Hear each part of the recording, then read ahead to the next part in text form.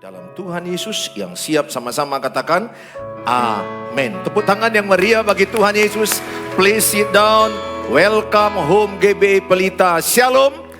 Nice meet you all. Please join with our social media. Silakan bergabung dengan sosial media gereja, sosial media Bapak Gembala, baik YouTube, Instagram, Facebook, dan TikTok. Saudara pasti diberkati dengan firman Allah. Shalom bagi saudara yang di live streaming, dimanapun engkau berada, Tuhan Yesus memberkatimu.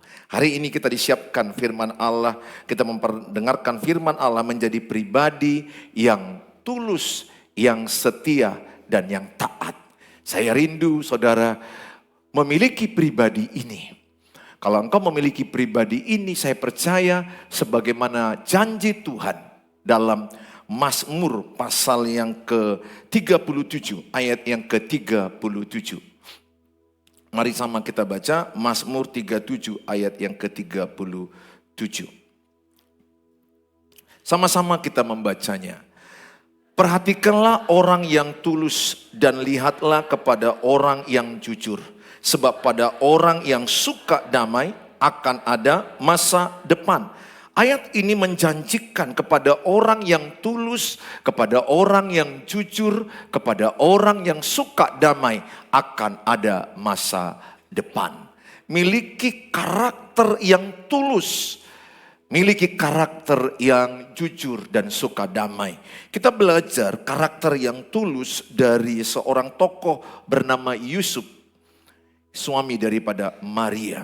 Mari kita akan baca Matius pasal yang pertama ayat 19 sampai kepada ayat yang ke-25. Mari sama-sama kita membaca Matius 1 ayat 19 sampai 25. 1, 2, ya. Karena Yusuf suaminya seorang yang tulus hati dan tidak mau mencemarkan nama istrinya di muka umum, ia bermaksud menceraikannya dengan diam-diam. 20. Tetapi ketika ia mempertimbangkan maksud itu, malaikat Tuhan nampak kepadanya dalam mimpi dan berkata, Yusuf anak Daud, janganlah engkau takut mengambil Maria sebagai istrimu, sebab anak yang di dalam kandungannya adalah dari Roh Kudus. 21, ia akan melahirkan anak laki-laki dan engkau akan menamakan dia Yesus, karena dialah yang akan menyelamatkan umatnya dari dosa mereka. Hal itu terjadi supaya genaplah yang difirmankan Tuhan oleh Nabi.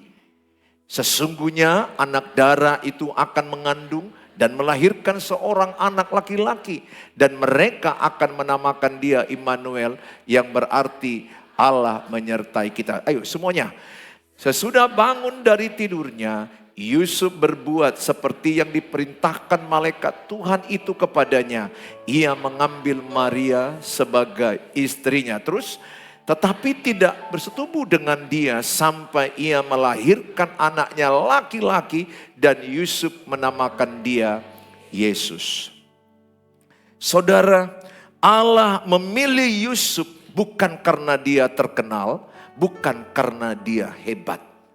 Tetapi alasan memilih Yusuf adalah karena kepribadiannya yang tulus, kepribadiannya yang berintegritas, kepribadiannya yang taat, kepribadiannya yang bisa menahan diri.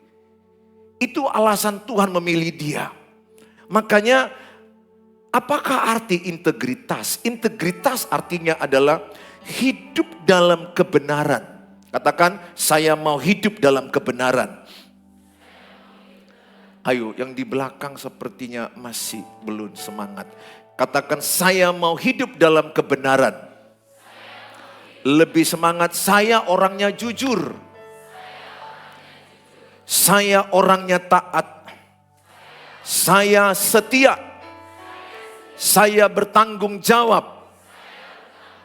Bilang sebelahnya, jadilah orang berintegritas. Tanya dia, kau orang setia enggak? Tanya sama dia, kau orang setia enggak? Ya, ada banyak pengkhianat zaman now. Aku berdoa saudara adalah orang yang setia dan menemukan orang yang setia. Itu dia saraneo. Itu yang paling kau dambakan dalam pernikahan. Bukan ganteng. Jangan salah memilih. Jangan melihat karena ganteng atau karena kaya. Karena dia bawa mobil bapaknya. Setelah kalian menikah, diminta bapaknya mobil itu. Dan kau tidak menikmati mobil itu. Tertipu kau. Lebih bagus kau jumpa dengan pria yang sederhana. Bertanggung jawab. Lebih bagus kau jumpa pria yang tidak terlalu ganteng. Tapi berintegritas. Jujur. Setia. Bertanggung jawab. Lebih bagus kau jumpa wanita yang tidak terlalu cantik. Tapi berintegritas. Jujur, setia, bertanggung jawab. Sekarang mana yang lebih tidak setia? Wanita atau pria? Kalianlah yang lebih tahu. Ada banyak cerita sekarang wanita lebih tidak setia. Ada banyak cerita ya, saya nggak bisa survei bukti seperti itu. Dan bahkan wanita yang berkhianat lebih sulit diketahui daripada pria yang berkhianat. Karena kalau pria berkhianat langsung bingung, gugup kami. Kalau wanita slow dia, tapi sudah berkhianat 1, berkhianat 2, berkhianat 3. Dia rapi menyusun piring, dia juga rapi menyusun pengkhianat ini. Saudara, kita belajar dari tokoh yang pertama dari Yusuf, kita akan belajar dari pribadinya yang tulus hati. Saya berharap saudara menjadi orang yang tidak cepat menghakimi. Yusuf tidak gegabah mengambil keputusan berdasarkan kekecewaan pribadi. Ia tidak mau mempermalukan Maria di depan umum. Berikutnya, mengutamakan kasih bukan ego. Meski merasa dikhianati, kasihnya kepada Maria membuatnya tetap mempertimbangkan yang terbaik baginya. Menjaga reputasi orang lain. Tindakan Yusuf menunjukkan kepekaan terhadap martabat orang lain. Bahkan saat tersakiti, ia lebih memilih menderita diam-diam daripada mencemarkan Maria. Cerita ini tidak mudah kepada abang ini.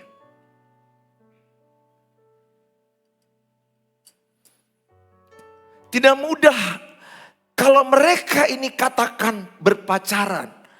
Dan abang Henry tidak pernah menyentuh namamu? Jessica.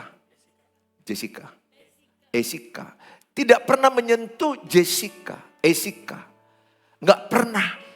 Tiba-tiba Jessica berkata kepada Bang Henry, "Bang, aku hamil. Menurutmu ini berita duka atau suka sama Bang Henry?" Enggak pernah disentuh. Dicium pun tidak pernah.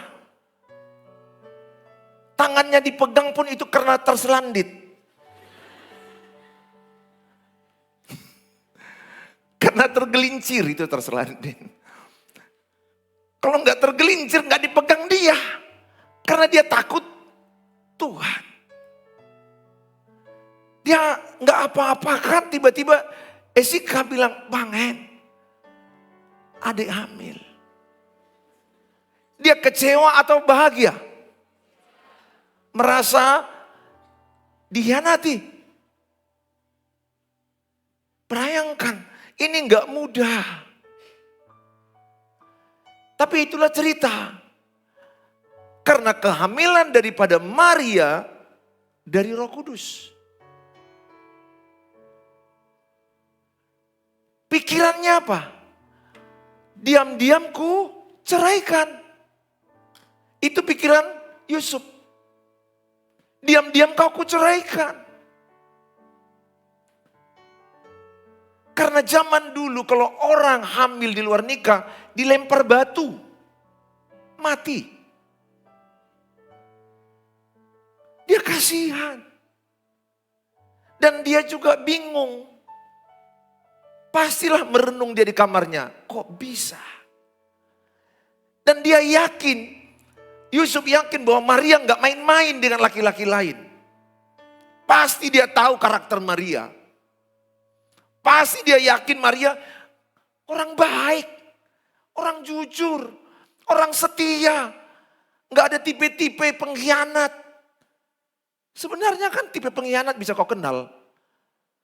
Kau aja yang agak dodong.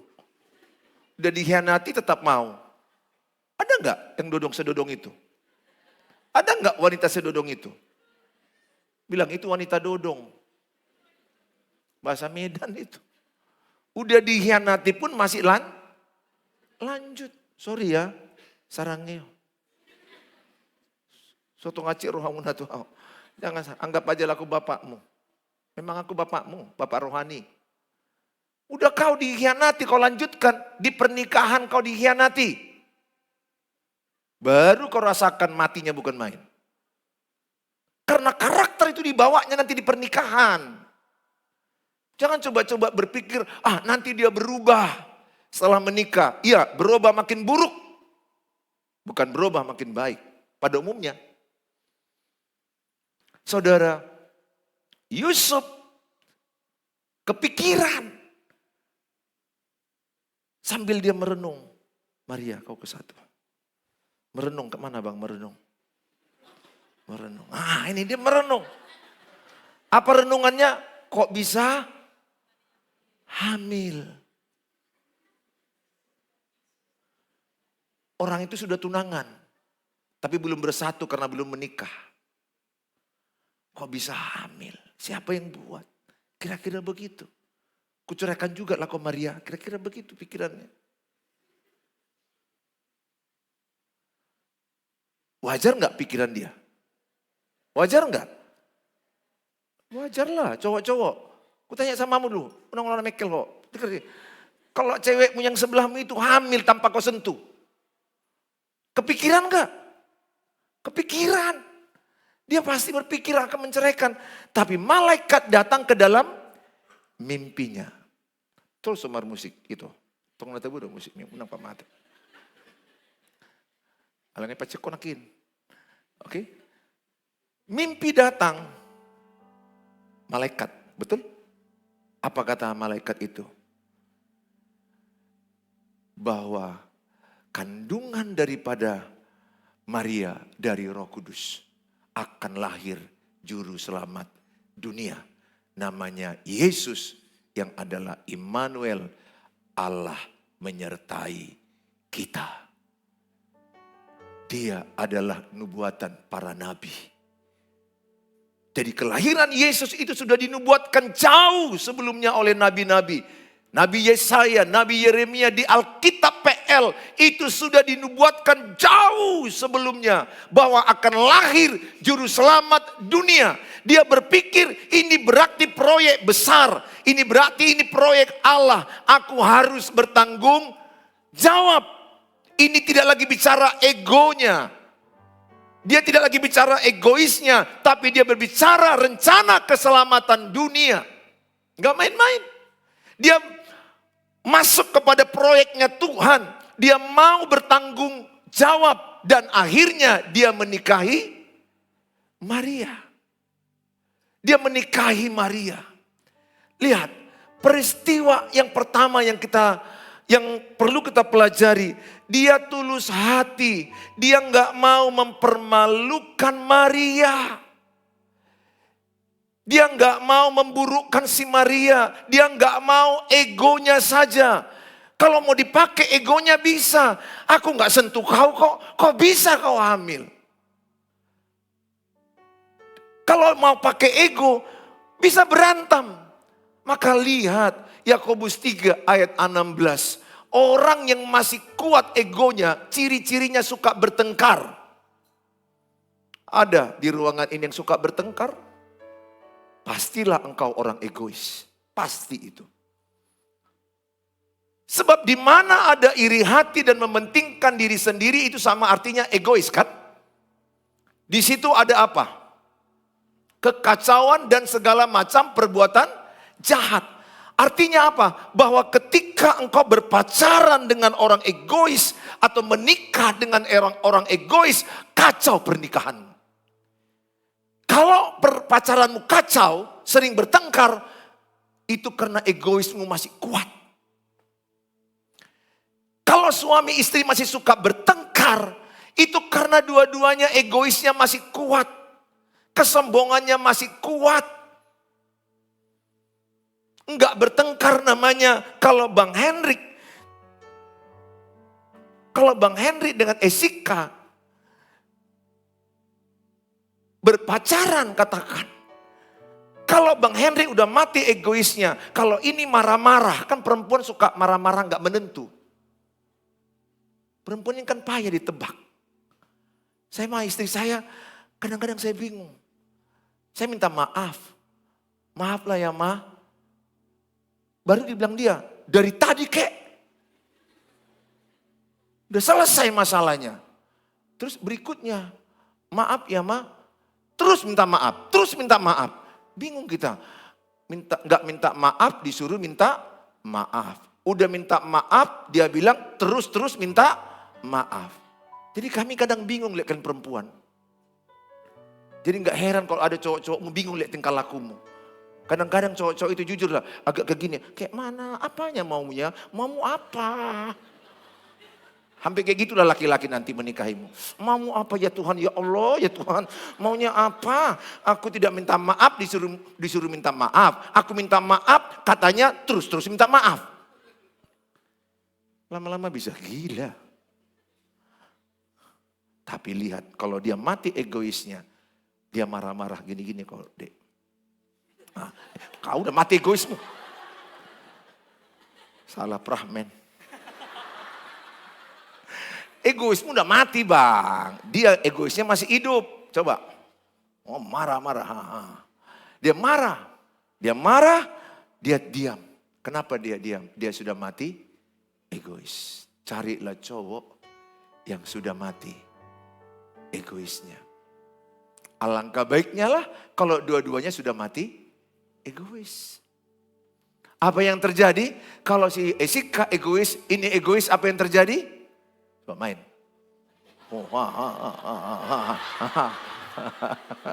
Udah, memang ada bakatmu aku lihat dah.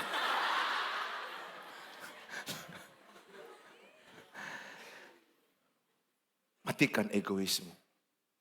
Ciri orang yang mati egois tidak mau bertengkar.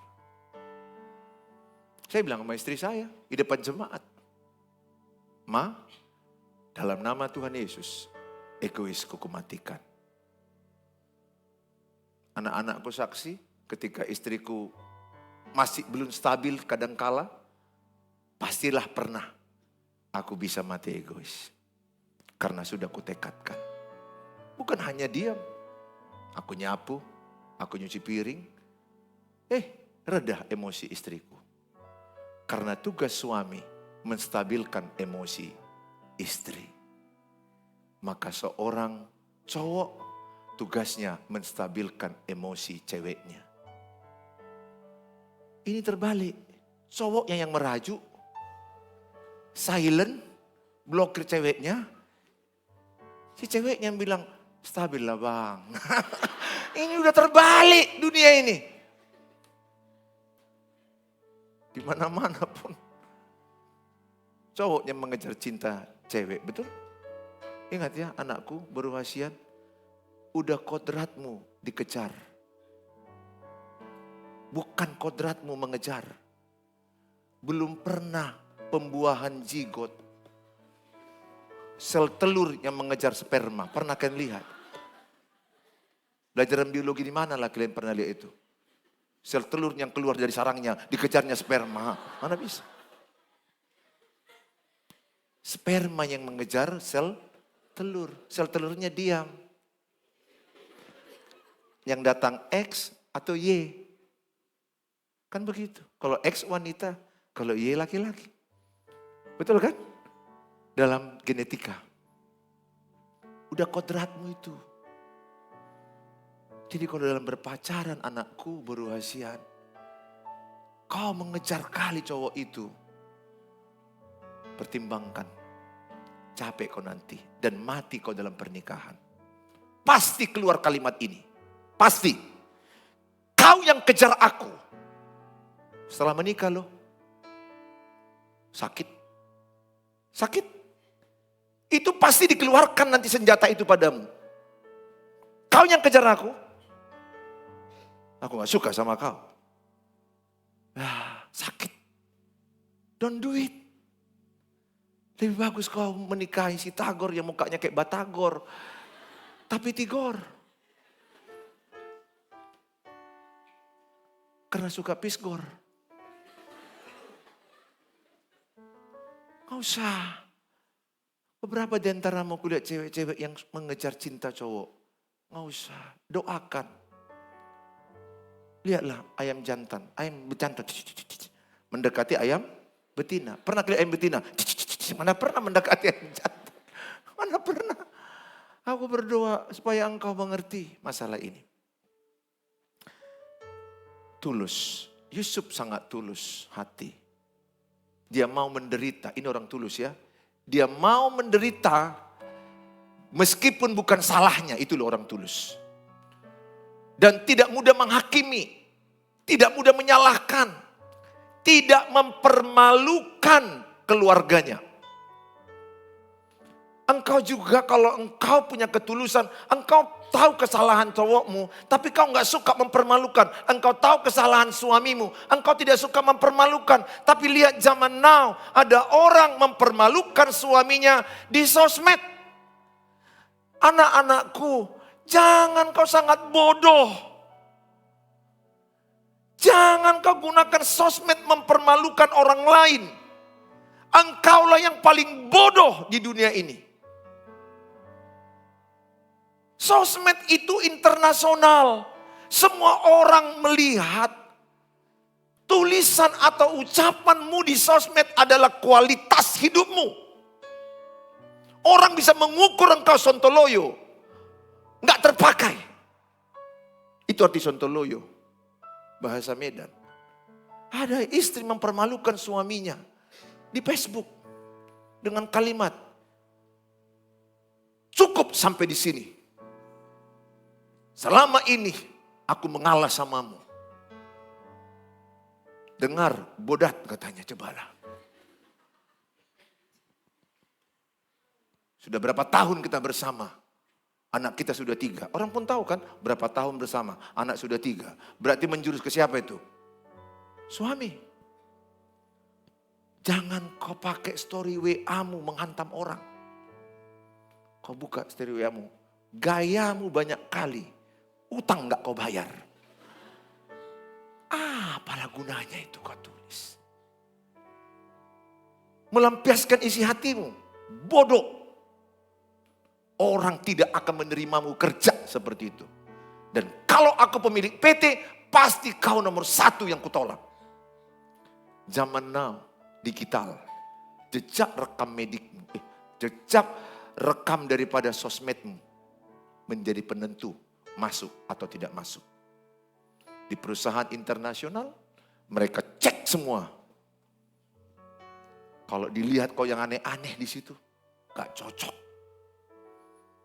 Please, jangan. Aku bapak rohanimu, jangan. Kalau kayak mana Pak, kalau sakit hatiku, udahlah. Sampaikan ke Tuhan, nangis ke Tuhan. Kalaupun mau sampaikan sesuatu ke pasangan, ke istri atau suami atau ayah dan ibu. Aku berdoa engkau menjadi orang tulus hati. Walaupun tersakiti, walaupun terhianati. Tapi enggak mau cepat menghakimi. Dan engkau mau menutupi kesalahan orang lain. Kasih menutupi kekurangan, kesalahan orang lain. Aku juga pernah bodoh, salah. Ketika istriku salah, aku sampaikan ke mamaku dan ke abangku dan ke adikku. Apa yang terjadi? Abang adikku angkatan bersenjata. Ikut mau menyerang istriku.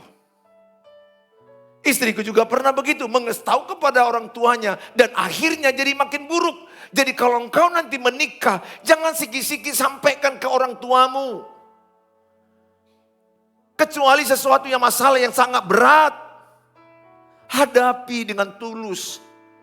Mau menderita walaupun engkau benar. Mau minta maaf walaupun engkau benar. Itu orang tulus. Itu kupraktekkan anakku. Aku tahu pada cerita itu aku yang benar. Istriku salah mengerti. Tapi aku mau stabilkan emosinya dengan kata, sorry ma, sorry. Tenang hatinya. Setelah tenang hatinya baru ku sampaikan ceritanya. Ini pesan samamu. Jadi orang tulus, bukan bulus, bukan ada maunya. Tulus itu adalah sikap melupakan kebaikanmu, tapi mengingat kebaikan orang lain. Coba sama-sama katakan, tulus adalah, 1, 2 ya. Melupakan kebaikan sendiri, mengingat kebaikan orang lain. Pernahkah engkau mendengar cerita orang, apa yang diberinya dikasih taunya? Aku ya, bukan mau cerita, cuma informasi. Itu baju yang dipakai dia di Natal itu, batik itu 250.000 harganya. Aku yang beli. Sebenarnya aku gak mau cerita ya, tapi informasi aja. Sok kali itu, gak tahu diri dia. Ini tulus atau bulus? Bulus. Orang tulus itu memberi, sama-sama katakan memberi, tepuk tangan, melupakan. Coba sekali lagi, apa yang kuberi, tidak kuceritakan. Yang kedua, apa yang kuterima, akan kuingat. Dan kuusahakan membalas. Betul? Itu orang tulus kan? Apa yang pernah kau terima, ingat, berusahalah membalasnya. Tapi kalau orang bulus, tidak. Apa yang diberi dia, diceritakannya. Mungkin kau ada yang disekolahkan tulangmu, bapak udamu. Aku berdoa tulang bapak udamu orang yang tulus. Sehingga kalau engkau kelak sarjana, dia akan berkata bahwa dia sarjana karena Tuhan. Tapi ada banyak cerita,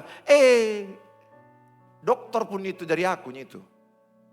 Kalau enggak karena aku, enggak jadi dokter itu. Jadi bokor-bokor. Ada lagi enggak tulus di gereja.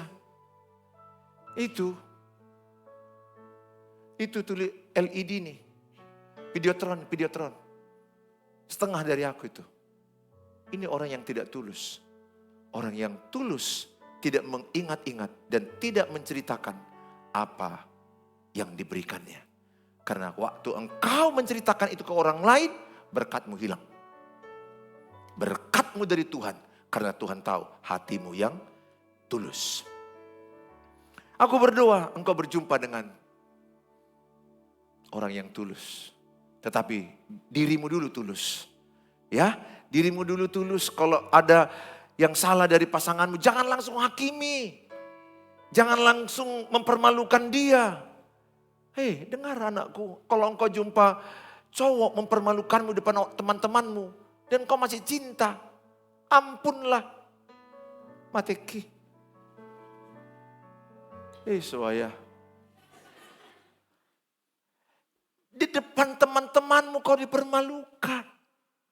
Orang tulus tidak mempermalukan. Lihat, adakah alasan si Yusuf mempermalukan Maria? Ada. Karena dia hamil. Tidak disentuh. Tapi Maria, Yusuf menutupi dengan kasih.